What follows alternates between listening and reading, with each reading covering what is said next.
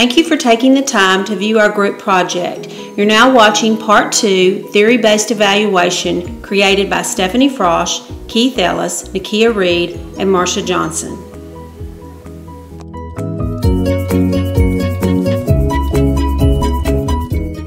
Theory-based evaluation is often overlooked when considering an evaluation model. However, there are advantages to utilizing this evaluation model, which include causal links are revealed, assumptions receive elaboration, stakeholder engagement, increased capacity, improved public understanding, understanding of program political processes, enhanced program evaluator sensitivity to planning, goal clarification, implementation, stakeholders' needs, and social change theories.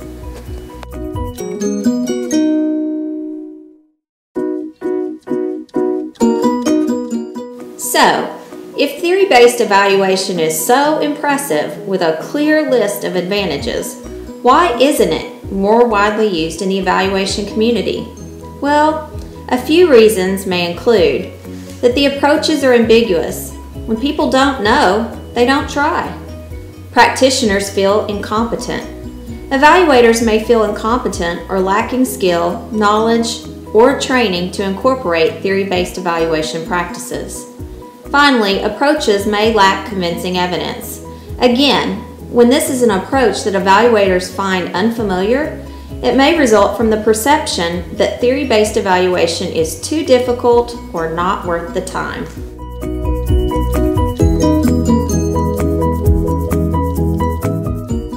Looking at the historical timeline of theory-based evaluation, we first notice that traditional, methods-based approaches were utilized.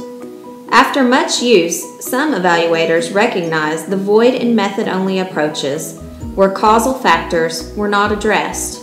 In the 1970s, Weiss urged theory-based evaluation, which linked the process between inputs and outputs. Around the same time, Edward Suchman stated that programs can fail to achieve their goals for two very different reasons. First of all, the program is not delivered as planned and may result in implementation failure. Another reason is that the program is delivered as planned and the results then indicate that the program theory is incorrect or theory failure. In the 1980s and 1990s, Chen and Bickman stated that their desire for evaluations was to contribute more directly towards social science research. To them, theory meant connecting evaluation to social science research theories.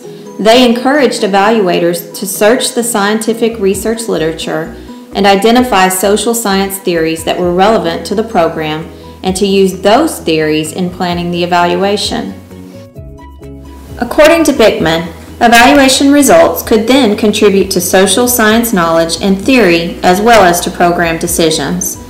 Therefore, theory-based evaluation arose from a science-based perspective and was often considered to be a strictly quantitative approach.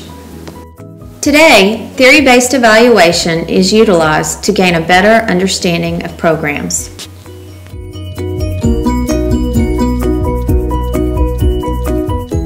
Carol Weiss is one major developer of theory-based evaluation. She stated that programs are necessarily confused because of the way decision-making takes place. Instrumental use is pointless. She says that evaluators should influence decision-making indirectly and that good program theory considers how politics work in practice, and they consider that multiple relationships between research and politics exist. Understanding evaluation utilization and cognitive use equals better programs.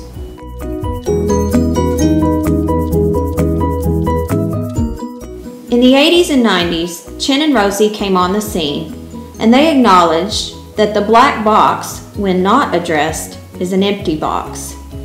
Theory-driven evaluations should include good social science theory, where you study the treatment, discuss stakeholder and evaluator views on outcomes, examine why and how programs function, which result in positive suggestions to policymakers and programs that work better. Some highlights of Bickman's contributions include the ideas that developing program theory with stakeholders only can be problematic. Stakeholders may not know program theory. Stakeholders may not be trained in social science theory or research. Theory-based evaluation allows theory to be tested in a way that reveals if program failure is due to implementation or theory failure. It also clarifies if program conditions are appropriate. Program theory clarifies connections between programs' operations and effects, be they positive or negative, and it informs stakeholders of program limitations. In a theory-based evaluation model, the first step would be to study the program implementation. In this phase, you would focus on whether the key elements of the program theory are, in fact, delivered as they were planned.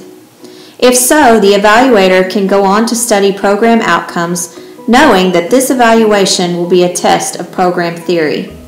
If the program fails, it will mean that the theory did not work, at least with this client group and in this context. For example, you can look at the lower portion of this slide and see some student groups that this could be used to for transfer. But if the program is not implemented as planned, the evaluator may recommend changing the implementation to match the model, discard the model as not feasible in this context, or try some other model. Regardless, the evaluation would not move on to measure outcomes because the program theory had not been implemented. If outcomes were studied and success was achieved, the implementation study would demonstrate how the program that was delivered differed from the program theory. This modified program delivery might then become the standard model or program theory for the future.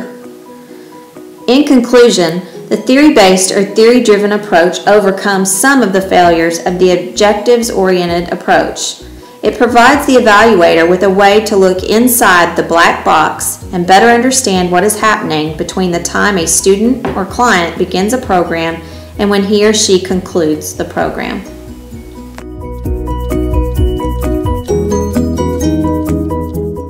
Theory-based evaluation implementation techniques include establishing the who, when, what of program theory, including inputs, activities, and outputs, reviewing relevant research literature and/or similar programs, utilizing program theory to guide the evaluation, identifying theory based on existing scientific theory, which may include information from interviews, document reviews, and focus groups, formulating and prioritizing theory-guided questions, designing, planning, and conducting evaluation considering time, budget, and use, measuring the processes, outcomes, and contextual constructs, and identifying the breakdowns, side effects, and cause and effect.